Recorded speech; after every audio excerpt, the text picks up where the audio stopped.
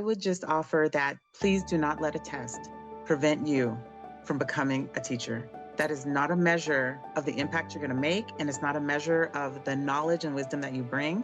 And so what I would say is this might be a place where you can leverage AI to generate practice questions for you so that you get some comfort, because what you don't want to do is get into anxiety where you go into that thinking and worrying, and then that can cause some stress that might reduce some of your capacity in the moment. So just know it's going to be okay. It's all going to work out. Finding good folks who are going to like coach you, or some practice tests or some practice prompts you can plug into AI to support you, because we really need you, especially in our special education fields. Those are the most impactful educators, and we need to retain and recruit and bring in more. Retweet.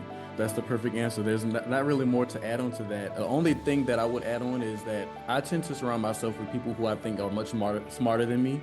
And so, as Janet stated, surrounding yourself with folks who could coach you, who have been through the same experiences, to share that knowledge and that wisdom with you, is probably one of the best methods to learn how to ace the test.